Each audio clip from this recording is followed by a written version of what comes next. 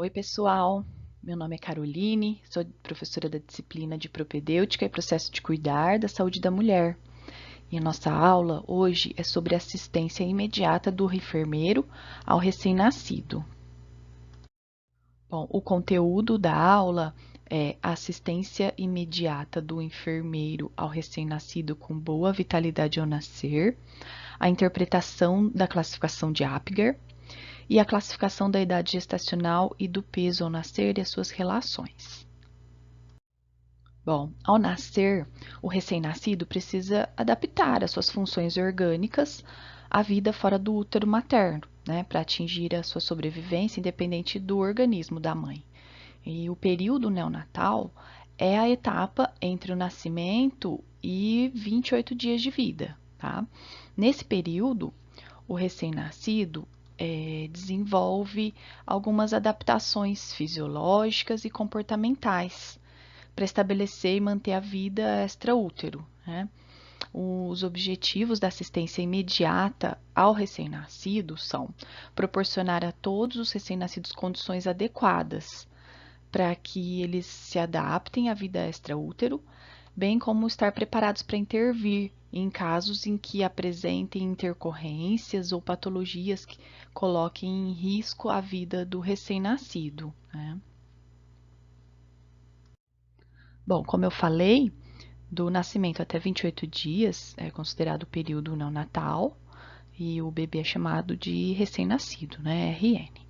Em relação à classificação quanto ao peso, se ele nasce com um peso menor que 2.500 gramas, ele é classificado como baixo peso.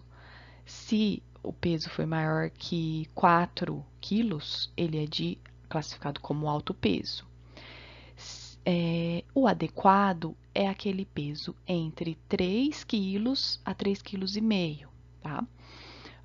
Também pode ser um muito baixo peso, que aí é quando ele tem um peso menor que 1.500 gramas, e um extremo baixo peso, quando ele tem um peso menor que 1.000 gramas, tá?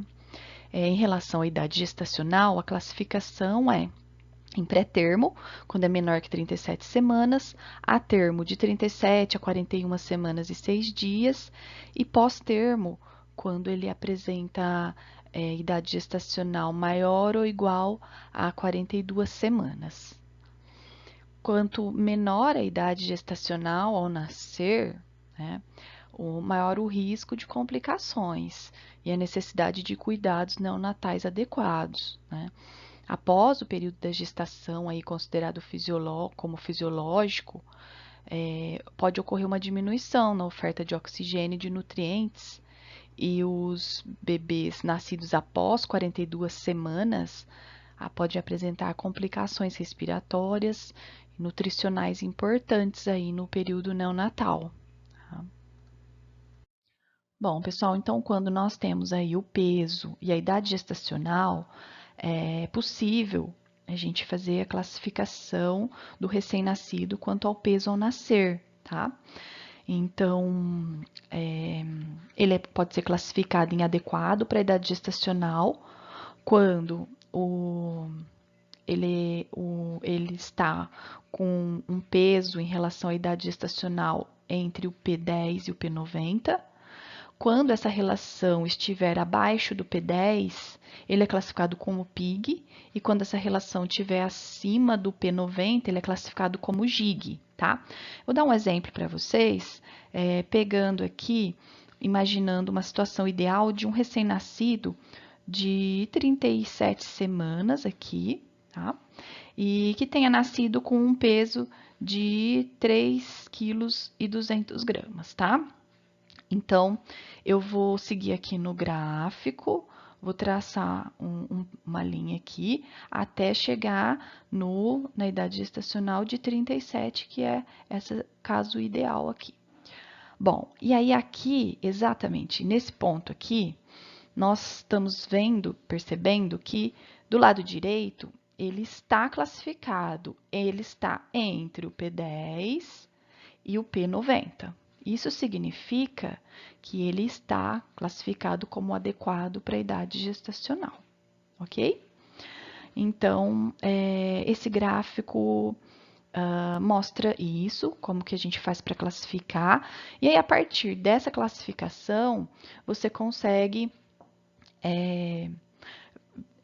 poder traçar planos de atenção e de cuidados para assistência a esse recém-nascido, tá? De acordo com o peso e a idade gestacional aí. Bom, assistência imediata ao recém-nascido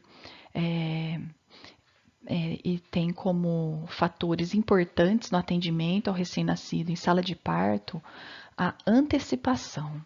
É importantíssimo antecipar as condições do recém-nascido.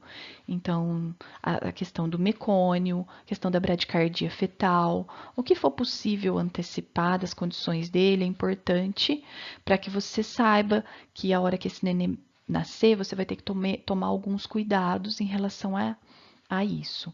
E também é importante que materiais e equipamentos estejam preparados, conferidos e testados, né? Então, faz parte desse período de antecipação. Bom, os procedimentos que são necessários para auxiliar o recém-nascido na transição da vida fetal para extraútero visam primordialmente, então é muito importante a manutenção da temperatura corporal, reduzindo a perda de calor, né, minimizando aí o consumo de oxigênio e gasto de reservas de energia.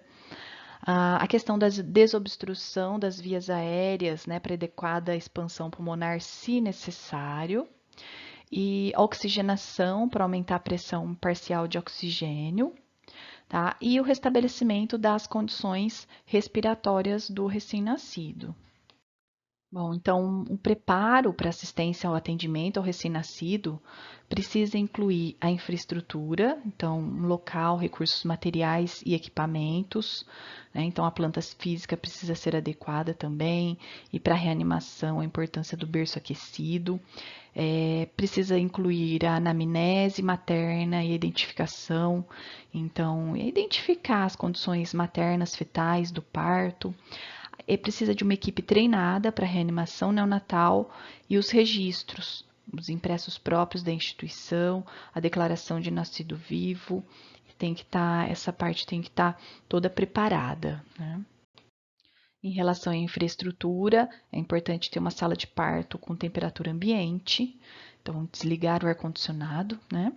Material para aspiração preparado, para ventilação, material de intubação traqueal, para cateterismo umbilical e medicações, tudo isso preparado.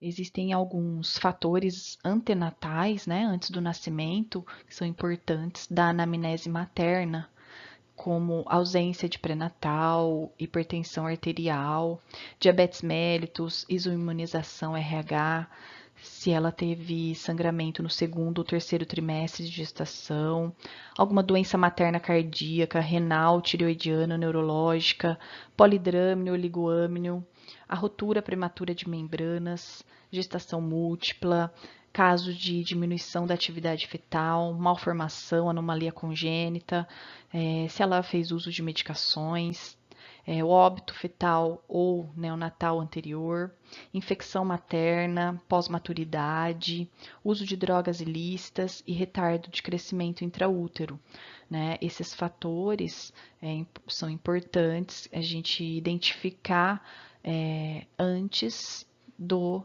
nascimento, né? Para nos prepararmos. E os fatores relacionados ao parto, que devem ser também identificados aí, se é uma cesariana de emergência, se tem uma apresentação não cefálica, um parto tactóxico, que é aquele parto rápido, rotura prematura de membranas, então mais do que 12, 24 horas antes do parto, um trabalho de parto prolongado, acima de 24 horas, bradicardia fetal, anestesia geral, líquido amniótico com mecônio, uso materno de opioides em 4 horas que antecedem o parto, um descolamento prematuro de placenta, né, DPP, uma placenta prévia, que é o PP, sangramento intraparto abundante, uso de fórceps ou vácuo extrator, um trabalho de parto prematuro, corioameninite, no caso de macrosomia fetal, tetania uterina e prolapso de cordão. Então, a gente tem que ficar muito atento a essas condições para nos prepararmos para a recepção, né, para atender o recém-nascido. Bom, então a assistência imediata ao recém-nascido envolve a recepção do recém-nascido em um campo aquecido. É muito importante, tá? E aí, faça a avaliação da vitalidade, né? É uma gestação de termo, tem ausência de mecônio, o bebê está respirando ou chorando, o tônus muscular está em flexão. Bom, se a resposta a todas essas questões for sim, o bebê pode seguir em cuidados de rotina junto à mãe, tá? Em relação aos cuidados de rotina, é importante posicionar o RN, então, junto à mãe, aí estimulando as mulheres, né, a terem um contato pele a pele imediato com a criança logo após o nascimento, cobrir a criança com campo ou uma toalha morna para mantê-la aquecida enquanto mantém o contato pele a pele, evitar a separação mãe e filho na primeira hora após o nascimento para procedimentos de rotina, como pesar, medida, banho, a não ser que seja solicitado pela mulher ou seja realmente necessário para os cuidados imediatos do RN, né? E é importante também estimular o início precoce do aleitamento materno na primeira hora de vida, tá? Os passos iniciais da assistência imediata ao recém-nascido envolvem então, prover e evitar a perda de calor, né? Posicionar a cabeça do bebê, manter vias aéreas então pérvias, aspirando a boca e o nariz se for necessário, não deve ser procedimento de rotina, aspiração. Secar e desprezar os campos úmidos, reposicionar a cabeça, reavaliar a frequência cardíaca, respiração e tônus e avaliação continuada da vitalidade do recém-nascido. Em relação à avaliação da vitalidade, utiliza-se uma escala de Apgar, que é esse quadro que vocês estão visualizando, né? Em que são avaliados aí 5 sinais e são atribuídos scores de 0 a 2. Tá? No final, soma-se os scores, né, de cada um desses sinais e faz-se a avaliação. Então, a frequência cardíaca é um sinal em que pode estar ausente, recebe um score 0. Se estiver menor que 100 batimentos por minuto, o score é 1. Se estiver acima de 100 batimentos por minuto, o score é 2. A respiração ausente, 0, score 0. O score 1, se estiver lenta, irregular, um choro fraco, né, no caso de uma hipoventilação. O score é 2 se o bebê tiver com choro forte, tá? Em relação ao tônus muscular, o score é 0 no caso de atonia ou hipotonia. O score é 1 se ele tiver alguma flexão de extremidades. E o score 2 quando ele está bem fletido, com uma movimentação ativa. O score é 0 quando uma irritabilidade reflexa está ausente. Quando tem alguns movimentos, o bebê faz alguma expressão, uma careta, ele recebe um score 1. Um score 2 é quando tem o choro, tem tosse, tem espirros, né? E em relação à coloração da pele, o score é 0 quando há cianose ou palidez, e score 1 quando ele está róseo, com umas extremidades cianóticas, e quando ele está completamente róseo, o score é igual a 2, né? Bom, a avaliação do Apgar é realizada no primeiro e no 5º minuto após o nascimento, tá?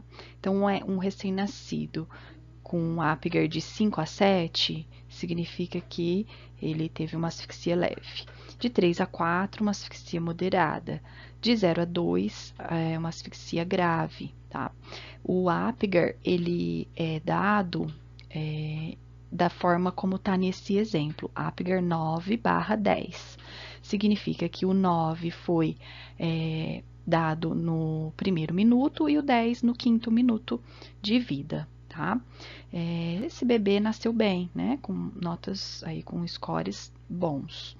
E um recém-nascido com Apgar menor que 7 deve continuar a avaliação até o 20º minuto ou até que se obtenha valores maiores ou iguais a 8, tá?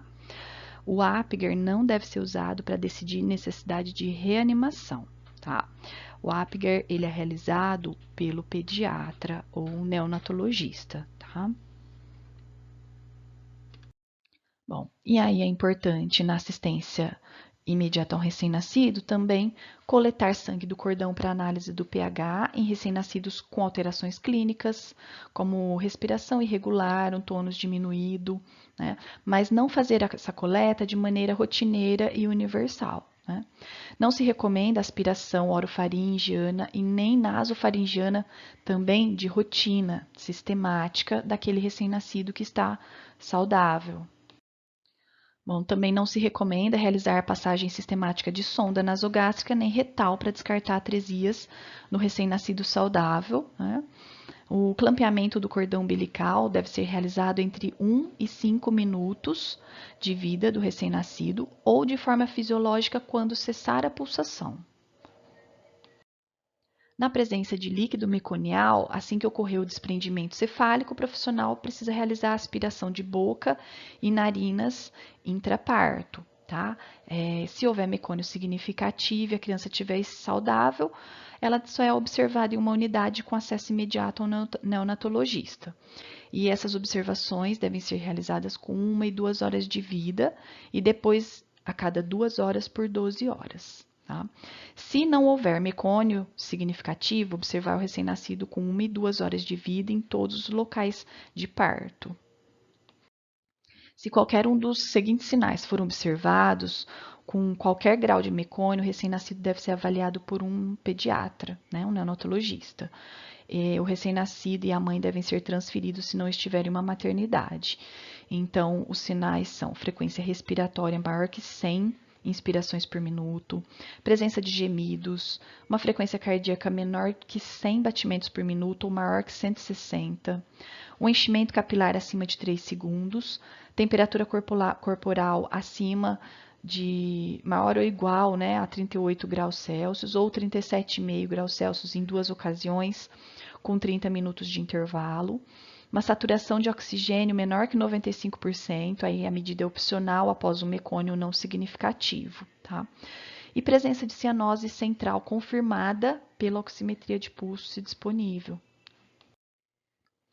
Bom, e aí os cuidados após a estabilização do recém-nascido são a profilaxia de oftalmia neonatal, essa oftalmia, também chamada de conjuntivite neonatal, designa uma conjuntivite por presença de um eritema, edema, uma secreção purulenta que acomete os recém-nascidos e geralmente contraída durante o nascimento pelo contato com as secreções maternas contaminadas por diferentes agentes microbianos aí, né? Sobretudo aqueles que são transmitidos sexualmente, tá? Mesmo seu risco sendo maior em partos normais, existe casos de infecção ocular em partos cesáreas também, especialmente no prolongamento da rotura de membranas, tá? Bom, então é importante todos os recém-nascidos receberem essa profilaxia da oftalmia neonatal. A recomendação é de uma pomada de eritromicina 0,5% e como alternativa a tetraciclina 1%. O nitrato de prata, 1%, deve ser reservado apenas em casos de não ter a eritromicina ou a tetraciclina. Nesse caso, pingar, secar com a gaze limpo e não deixar escorrer pela pele do bebê. E o tempo de administração é em até 4 horas após o nascimento. A aplicação de vitamina K é importante para a profilaxia de doenças hemorrágicas. É uma dose única, 1 miligrama via intramuscular no vasto lateral da coxa. E se os pais recusarem a administração IM, deve ser oferecida a administração oral da vitamina K. E aí, esse método tem que seguir recomendações do fabricante e exige múltiplas doses, né? A dose oral é 2 miligramas ao nascimento, logo após, seguida por uma dose de 2 miligramas entre o 4º e o 7º dia. É importante a identificação do recém-nascido com uma pulseira no pulso, no tornozelo, e com várias identificações, todos os dados do recém-nascido e da mãe. Em sequência, realizar a identificação, pegar a impressão plantar do recém-nascido e a digital materna, que devem ser registradas como os dados específicos do nascimento, na DNV e na ficha do recém-nascido, né? A DNV é um documento padronizado distribuído pelo Ministério da Saúde e, além de caráter legal, alimenta sistemas de informação de nascimentos. Tá? Responsabilidade do enfermeiro, os cuidados no preenchimento, controle e encaminhamento da DNV. Também faz parte da assistência imediata ao recém-nascido registrar a circunferência cefálica, a temperatura corporal e o peso após a primeira hora de vida, realizar o exame físico inicial para detectar normalidade física e problemas que possam requerer uma transferência. E qualquer exame, intervenção ou tratamento da criança é importante que seja realizado com consentimento e presença dos pais. Se não for possível, pelo menos com o seu conhecimento. Essa assistência imediata ao recém-nascido também envolve higiene corporal, e no caso de bebê, filho de mãe HIV positiva, deve ser feita o mais rápido possível. Tá? E a vacinação contra hepatite B deve ser administrada já na maternidade, né? Então, a primeira dose já é feita na maternidade, geralmente, mas a indicação é que ela pode ser feita em 12 até 24 horas, né? A primeira dose. A segunda dose é 1 mês após e a terceira dose 6 meses após. Recém-nascidos estáveis devem permanecer junto das suas mães e serem transportados com elas para o alojamento conjunto. Então, evitar a separação de mãe e filho. Dentre os 10 passos da iniciativa Hospital Amigo da Criança, o passo 4 é aquele que fala ajudar as mães a iniciar o aleitamento materno na primeira meia hora após o nascimento. E o passo 7 fala que é permitir que as mães e seus bebês permaneçam 24 horas do dia juntos. E os procedimentos finais na assistência imediata ao recém-nascido dizem respeito à organização da unidade de recepção, então descontaminação de equipamentos, reposição de material, organização do ambiente, o registro do nascimento em livros próprios, então anotar, evoluir, realizar a evolução de enfermagem e checar a prescrição médica e de enfermagem. Essas foram as referências utilizadas para a aula. Muito obrigada, até a próxima, pessoal.